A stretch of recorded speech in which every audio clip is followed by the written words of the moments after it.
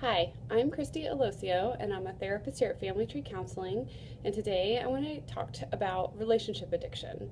Relationship addiction is not something that a lot of people have heard of, but it is something that I see in my office quite often. People are more familiar, obviously, with like alcoholism, drug addiction, sex addiction, but a lot of times when I talk about relationship addiction in my office, it's the first time that somebody's really heard about it.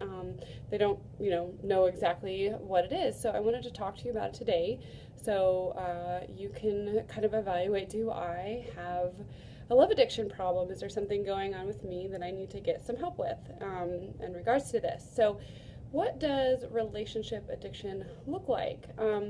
Relationship addiction is when somebody goes from relationship to relationship to relationship.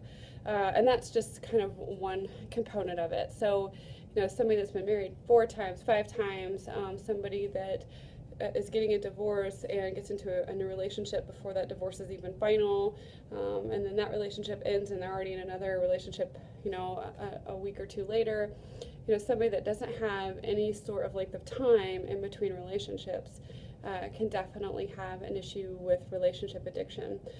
Somebody that continues to have texting relationships, email relationships with other people, generally of the opposite sex, while they're in a relationship, can also have an issue with relationship addiction. The relationship that they're in is not giving them what they need or not meeting all of their needs, and so they're texting someone else. It doesn't even have to be sexual in nature. They don't have to be physically connected.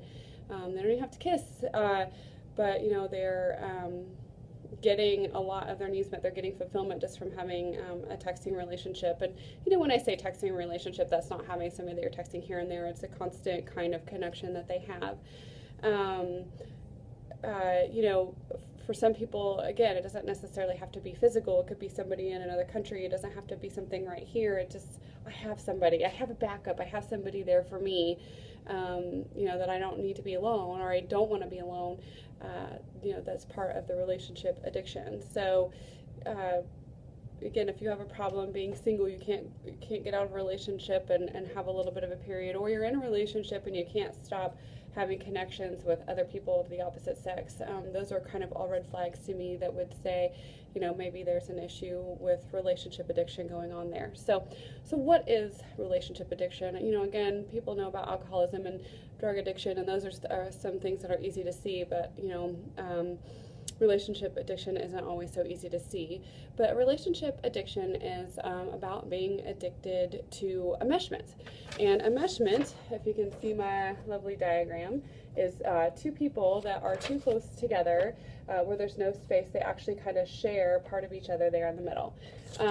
So that is what enmeshment looks like. And enmeshment, we all get into an enmeshment phase with our partner when we start a relationship. It's what connects us together. It's that feeling that love songs are written about, the head over heels. We call each other all the time. We can't wait to be with that person.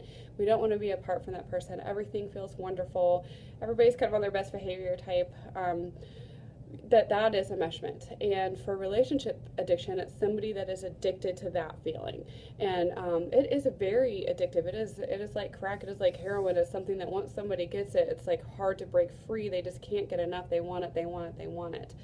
And in every relationship, at some point, the enmeshment period is gonna fall apart. It's not gonna be that head over heels all the time. And somebody that has an issue with relationship addiction, when that breaks apart, they're instantly like, I need somebody else to fill that because I can't be without it. So I have another little picture here of this is what that person looks like when they break free of the relationship. Is now they're a circle without that other person, but this kind of represents a hole there where that other person used to be, and it's a void, it's an emptiness, it's a loneliness where they say, I can't deal with this, I have to have something to fill that. And so they run out and they try to find somebody else to get back into that enmeshment with, so that they don't have to deal with that abandonment, that emptiness and that void. So even if they're still in a relationship, but the enmeshments broke off, and so they now have this empty piece, sometimes just by texting or having a relationship with somebody at work that you're really, overly close to, spend too much time with, can fill that for somebody. So again, relationship addiction is just simply being addicted to that feeling that they have when they're enmeshed with somebody. So somebody that has this issue, if you look at the enmeshment picture again, sharing that much of yourself with somebody else gives them a lot of control and power. If you're enmeshed with somebody, if they have a bad day, that sliver that you share with them, that much of you has to have a bad day. And if they're having a good day, that much of you has to have a good day. And that much of you is made up of that other person. So that gives them the power to say how good you are, how okay you are, how lovable you are, because they make up that much of you. And so without that, when somebody doesn't have that, the addict doesn't have that, they're like, I'm not good enough, they feel lonely, they don't feel worthy, they don't feel good enough, they have to have somebody fill that hole, because without it, there's an emptiness there. And so that's the constant need to get into relationship after relationship. Ultimately, is this feeling of I can't be alone. And people say, oh, I can be alone, I'm not in a relationship, I'm texting this person, but if you're texting them all day and it's filling that void for you, it's filling that abandonment hole that you have, then it's not okay. It is addictive. It is an addictive behavior that you're having. The whole part of being enmeshed with somebody is an underdeveloped sense of self, that I can't be my own whole circle and love myself as a whole circle and be okay with myself as a whole circle. I always need somebody else to make up part of me, to feel good enough, to feel okay, to know who I am. So to break free of relationship addiction is not only having to break free of that like crack feeling, that heroin feeling of I have to have it, but it's about now I got to figure out who I am. The same as like an alcoholic when they stop drinking. It's not just about the physical aspect of not drinking. Now all of a sudden, who am I when I'm not drinking all the time? Because alcohol changes your personality, it changes who you are. So who am I when I don't have that to change me? And it's the same with relationship addiction. Who am I when I'm not in a relationship? Who am I when I don't have somebody else making up this much of me?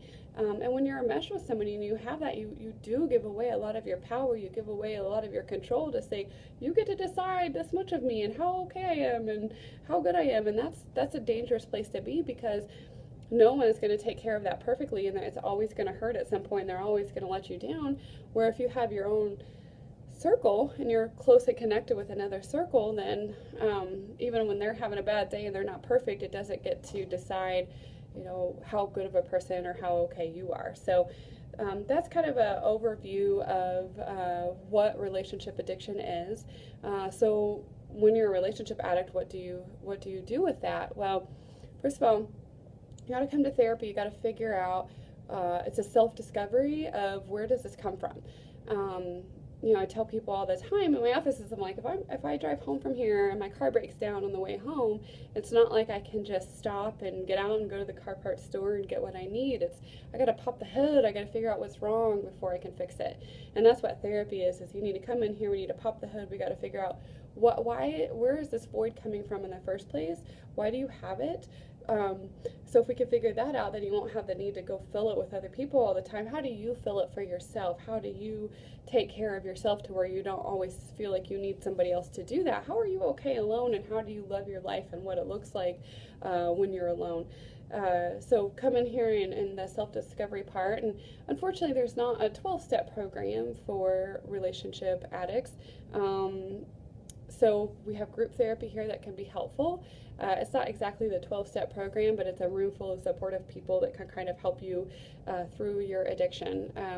Because, for a lot of people it may sound easy. I'm just going to break this off. I'm going to be alone for a while. I'm not going to be in a relationship. But it's not that easy. Like I said, that enmeshment feeling is really like crack. And when people don't have it, they really have to kind of face that abandonment stuff that they have and that void that they have, and they have to figure out how to complete that, how to be a whole person on their own, which is not all that easy. So if you want more relationship or information on relationship addiction, or want to come in and start your self-discovery on what's going on with me and where does this come from, give me an email, let me know. My email is ChristyFamilyTree, that's CHRISTY, familytree @live.com, and I will talk to you guys soon.